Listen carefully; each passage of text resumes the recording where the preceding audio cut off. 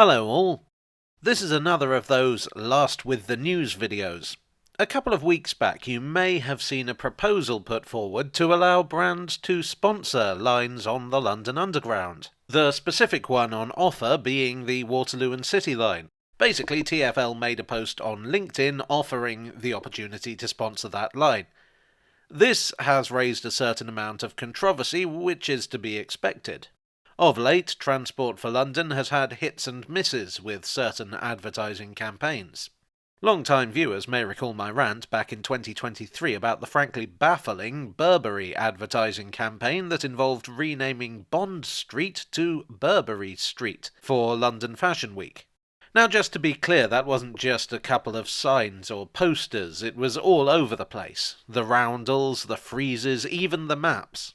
If you got off the train at Bond Street, it was very hard to tell that that was where you were. Bond Street is a station with a lot of tourist traffic, i.e. the kinds of passengers who might not know which station is actually there. In December of that year, TfL threw their hands up and admitted that mistakes had been made. All that for £200,000 in sponsorship money, which I think is about the cost of a Burberry trench coat these days.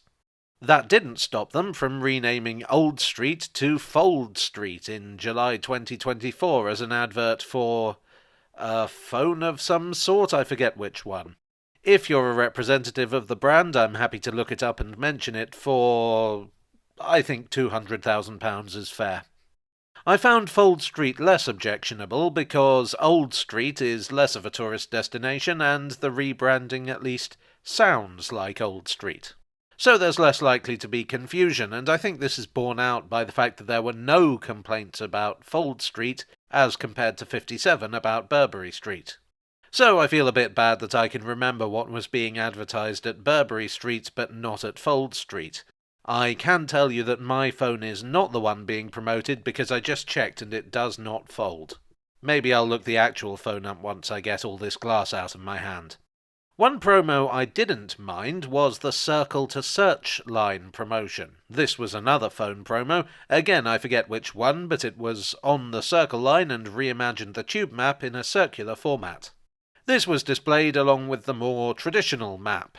It didn't impact the usability of the Circle line stations it was on, and it actually provoked discussion about the format of the tube map.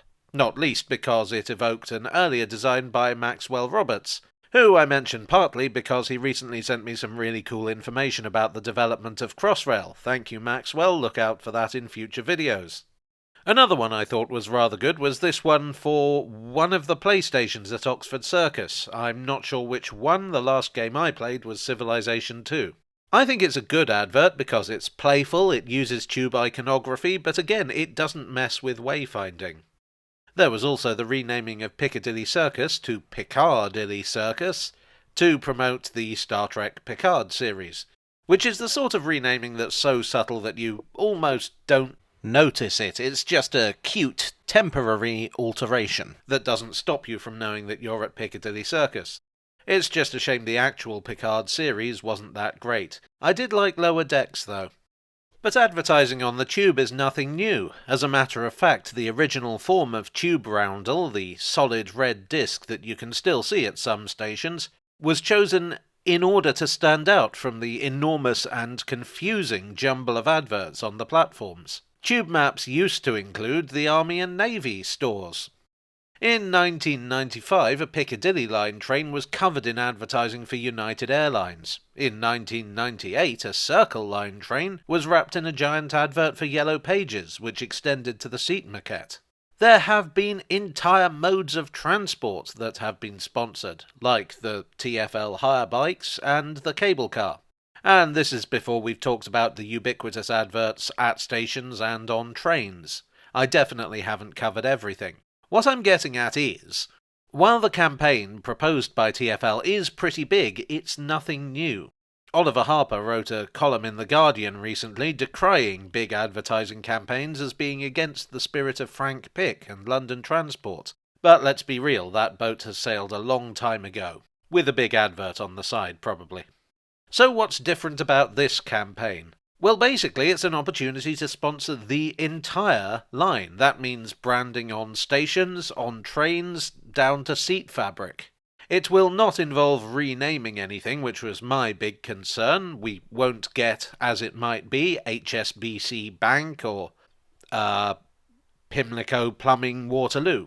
They say it will involve branding on signage. I don't know what that entails, but I would hope they've learned the drawbacks of messing with wayfinding. Bank and Waterloo both have big long corridors with travellators in them that are commonly used for big advertising campaigns, so I would guess that's something they're looking to play with as well. They also talk about experiential spaces, whatever that means. I don't know, I don't speak advertising-ese. There is talk about creating, and I quote, standout shareable moments, which I guess means that they expect tourists to take selfies in front of the posters or something. Now, I would say if you're going to pick a line to mess with, the Waterloo and City line is the one to go for. It's primarily used by commuters. It's not that tourists don't use it, but they're not the primary market. The line is closed at weekends, for instance. It's also a very simple line. It takes about 3 minutes to get from one end to the other. It only has 2 stations, Waterloo and Bank, so it's not exactly hard to find your way along it. And while you are going to be bombarded with advertising, it's only going to be for a few minutes, probably not much longer than an advert break on TV. Given how busy the line gets during rush hour, you're probably not even going to see the adverts a lot of the time. I have to admit that my views on advertising are perhaps somewhat different from those of the majority of people, for the simple reason that advertising is what makes up the bulk of my income. I have no objection to advertising in itself. I mean, somebody's got to pay for things. I personally do have a list of things that I won't advertise for moral reasons. TfL also have such a list. According to their guidelines, you can't advertise anything of, shall we say, an adult nature. No political adverts, no unauthorized depictions of a living person, no hate speech, nothing that slags TfL off, nothing that encourages vandalism, nothing depicting or encouraging violence, nothing likely to cause body image problems, nothing controversial or obscene, nothing likely to cause a seizure, and nothing advertising food that's high in sugar, fat, or salt. I find this one a bit weird because advertising alcohol is fine, it just seems a bit inconsistent to me. Where was I? Oh yes, so you can't advertise just anything on the tube. The list I just gave is grossly simplified, but the full guidelines are easy to find online if you're curious. There's also the fact that TfL is, not to put too fine a point on it, kind of broke. Unlike the public transport in many cities around the world, TfL receives very little funding from central government, so any funding is no doubt very welcome. The only thing I would say is, to put it crudely, I hope they make any sponsors pay through the nose for it. For Fold Street and Burberry Street, TfL made a total of £500,000, which is a drop in the ocean in terms of operational costs. In a town like London, £500,000 won't even shine your shoes. But as a general thing, I would say that I think the controversy over the Waterloo and City Line sponsorship is a bit of a storm in a teacup. It's basically just a bigger version of previous advertising campaigns. Now, okay, there will no doubt be people arguing that this is just the start of it or whatever, but personally I think life is a bit too short to get rabidly angry over speculation. In an ideal world, we wouldn't need to advertise at all. Unfortunately, this is not an ideal world, so I guess we're stuck with it. That's a depressing note to end on. I have an idea. Let's post our suggested sponsors for TfL stations in the comments below. We've had HSBC Bank and Pimlico Plumbers Waterloo. I'm going to throw in Bernard Matthews Turkey Street. Anyway, give it your best shot down below. The more excruciatingly puntastic, the better. And I'll put my favourites in another video. Well, I do hope you've enjoyed this well-advertised tale from the tube. If so, please do leave a like and consider subscribing for more. I would like as ever to thank my donors on Ko-fi, on Patreon, and here on YouTube for your generous support. You are the shareable moments to my experiential spaces. And I will see you all again very soon. Cheerio.